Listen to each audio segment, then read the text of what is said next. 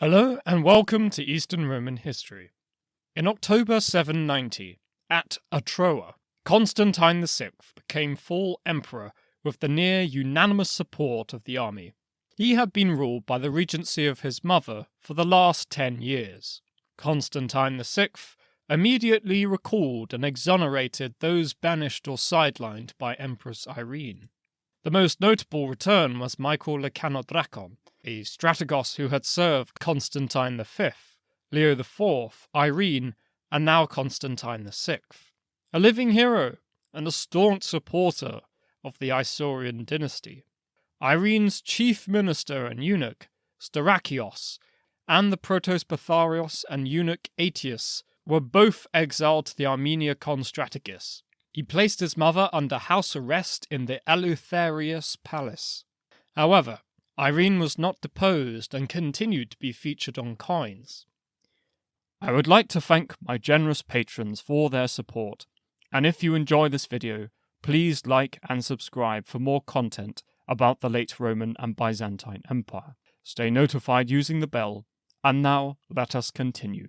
Immediately, Constantine sought to emulate his glorious grandfather, Constantine V, and in April 791 marshalled an army against the Bulgars. He marched to Probaton and engaged the army of Khan Kardam in battle. An indecisive skirmish occurred between them, and the Romans withdrew in the night, the Bulgars doing the same the next day. In September 791, Constantine VI led an army against the Arabs. He set out from Amorium and headed for Tarsus. However, upon reaching the Arab fortifications along the Taurus Mountains, Constantine VI turned back and accomplished nothing. On the 15th of January 792, Emperor Constantine V agreed to the petitions of his mother and his ministers to restore Irene. He also brought back the eunuch Staurakios. The Armeniakon army rebelled at this news and demanded that Alexios Musel be restored as their commander. The emperor refused and even imprisoned Alexios upon hearing rumours that he planned to become emperor. In 793, Constantine decided to strengthen the fort of Markellai, lying between Irenopolis and Anchialus, and from there lead an expedition against the Bulgars. Theophanes relates what occurred. On the 20th of July, Kardamos, the lord of Bulgaria, went forth with all his forces and stationed himself on the fortifications. Breathing hotly and persuaded by false prophets that victory would be his, the emperor joined battle without plan or order and was severely beaten. He fled back to the city, having lost many men, not only ordinary soldiers, but also persons invested with authority. Among them, the Magistros Markellai, the patrician Bardus, the Protospatharios Stephen Camias, the former strategoi Nikitas and Theognostos, and many other men in imperial service, as well as the false prophet, the astrologer Pancratios, who had prophesied that he would win. The Bulgarians took the whole train, namely money, horses, and the emperor's tent with all his equipment. This humiliating and costly blunder left many in disgust at Constantine VI's incompetence, an ineptitude that had taken the life of the mighty Markellai. As a result, elements of the Tagmata proclaimed Caesar Nicephorus, the exiled, ordained son of Constantine V, as emperor. The emperor blinded Nicephorus, cut out the tongues of his uncles, and, upon the urging of Irene and Staurakios, blinded Alexios Musel. In disgust at this, the Armeniakon imprisoned their strategos. Constantine VI sent a detachment to subdue the Armeniakon, but they were defeated in a bloody battle. On the 26th of May, 793, Constantine VI marched with an army from all the themes and crushed the Armeniakon revolt. The ringleaders were executed, and everyone else was fined or had property confiscated. Furthermore, 1,000 men were brought to Constantinople and branded with the words Armeniakon plotter. The Arabs took advantage of the rebellion to successfully raid the Armeniakon Strategis. capturing the important border fortress of Kamachon, which had previously been conquered by Constantine V. Verbassa was also captured by the Arabs. Morale was low, for in both cases the garrison surrendered without a fight. In 794, the rebel Elpidius, the former strategos of Sicily, led a Saracen army into Anatolia, but had to withdraw due to the early onset of winter. Arab raids continued in the east for the rest of Constantine VI's reign. In January 795, Constantine VI forced his wife Maria of Amnia to take holy vows, and entered a convent, after he accused her of trying to poison him. In April, the emperor defeated an Arab raiding party, and then went to Ephesus, where he cancelled that year's dues from the city fair, worth £100 of gold, to gain the favour of St. John the Evangelist. Emboldened by his charity and military victory, in August, Constantine married his lover Theodote, and crowned her Augusta. The marriage was against canon law, and therefore illegal.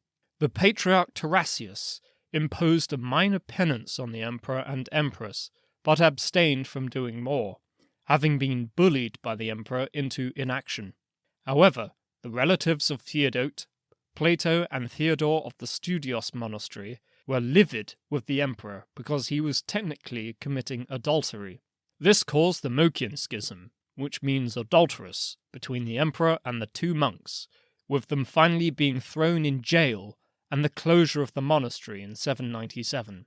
The Moechian Schism was important because Plato and Theodore were from a very important metropolitan family in Constantinople, with many connections and much influence.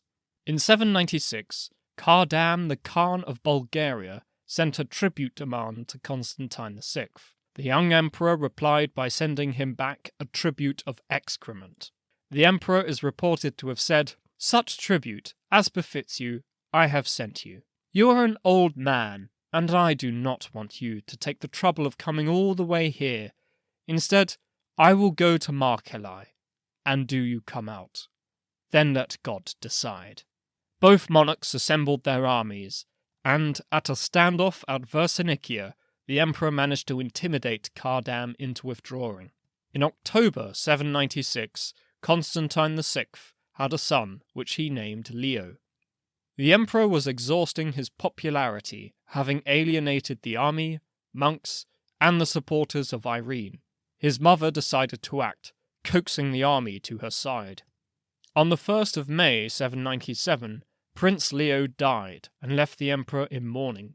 In August, Theophanes describes how Irene executed her plot to overthrow her son, but how it also very nearly went awry for Irene. When the emperor, after a racing contest, crossed to St. Mamas, the officers of the Tagmata, whom his mother had won over, went after him so as to catch him.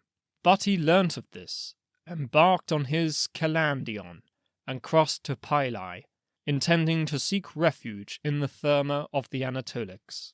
He was accompanied, without his knowledge, by his mother's friends. His wife also journeyed as far as Triton. His mother's friends who accompanied him took counsel and said amongst themselves, "If an army is gathered by him, it will no longer be possible to subdue him. We shall not escape his notice, and he will destroy us."